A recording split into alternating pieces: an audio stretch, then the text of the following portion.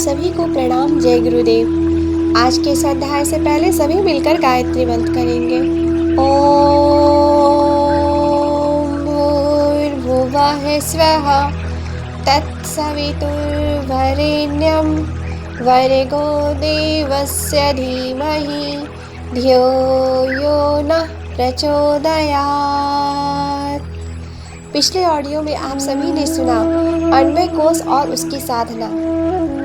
अब आगे सुनेंगे तपस्या का प्रचंड प्रताप।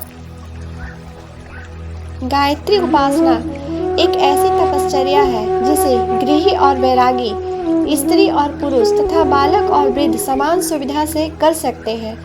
तप ही एकमात्र वह साधना है जिससे आत्मिक शक्ति बढ़ती है और आत्मशक्ति ही संसार की वह सर्वोपरि शक्ति है जिसके द्वारा मनुष्य इच्छा अनुकूल पदार्थ, मनोवांछित परिस्थिति और अच्छे शांति प्राप्त कर सकता है। दैवी शक्ति की सहायता एवं ईश्वरीय कृपा को उपलब्ध करना भी तप द्वारा उपार्जित आत्मशक्ति पर ही निर्भर है। कथा है कि अनादि काल में जब नाभि कमल में ब्रह्मा जी उत्पन्न हुए तो वे केवल अकेले थे। वे बहुत सोचते थे कि मैं क्या हूँ, क्यों हूँ, यह सब क्या है, पर कोई बात समझ में नहीं आती थी। जब वे कुछ भी नहीं सोच सके और बहुत हैरान हो गए तब आकाशवाणी हुई कि तप करो। ब्रह्मा जी ने दीर्घकालीन तप किया। तब उन्हें आत्मज्ञान हुआ और अपना उद्देश्य एवं कार्यक्रम जाना। उन्हें गायत्री प्राप्त हुई। उसकी सहायता से उन्होंने चारों वेद रचे। उन्हें सावित्री प्राप्त हुई। उसकी सहायता से उन्होंने सृष्टि की रचना की। इस प्रकार हम देखते हैं कि ज्ञान और विज्ञान का, चैतन्य और जड़ का मूल कारण तप ही है। तप के बिना किसी भी वस्तु, विचार, तत्व या गुण का होना संभव नहीं था। समुद्र मंथन की कथा में देवता और असुर दोनों ही मंथन का घोर तप करते हैं। कूर्म, शेष जी व मंदराचल को भी उसमें सम्मिलित होना पड़ा था। तप की घोर उष्णता से सूर्य, चंद्र, अमृत व लक्ष्मी जैसे 14 रत्न निकले। वह समुद्र मंथन का तप न हुआ होता तो सूर्य, चंद्र जैसी वस्तुओं से वंचित रहकर इस सृष्टि की घोर अंधकार में अचेतन जैसे पड़ा रहना पड़ता। श्रीहीन वसुंधरा में जीवों की जीवन धारण करने के लिए कोई आकर्षण नहीं रहता। तप की शक्ति साधारण नहीं है। स्वयं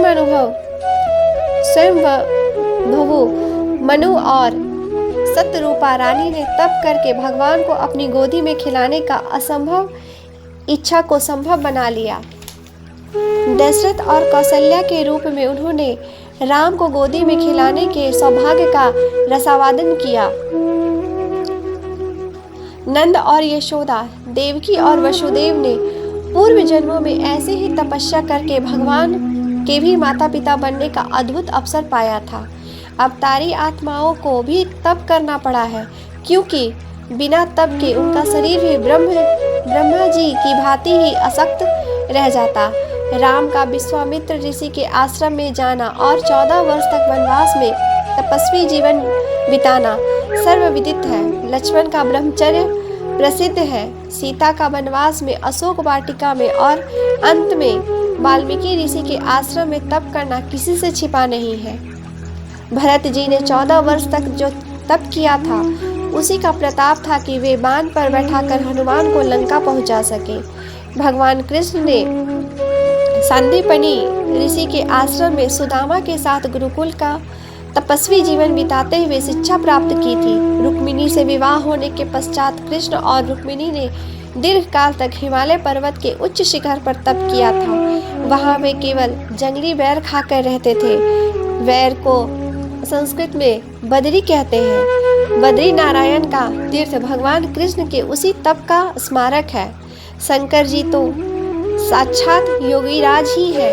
योग और तप ही उनका प्रधान कार्य है। उनकी वेशभूषा का अनुकरण योगियों की एक परंपरा बन गई है। अनेक लंबी समाधियों का वर्णन ग्रंथों में मिलता है। ऐसे अवधूत को पुनर्विवाह के लिए तैयार करना कोई साधारण कार्य न था। परंतु पार्वती के तप ने उस असाधारण को साधारण बना दिया। 24 अवतारों की कथाओं का वर्णन करने का यहाँ समय नहीं है, पर विज्ञ पाठक जानते हैं कि उनमें से हर एक ने तप किया है।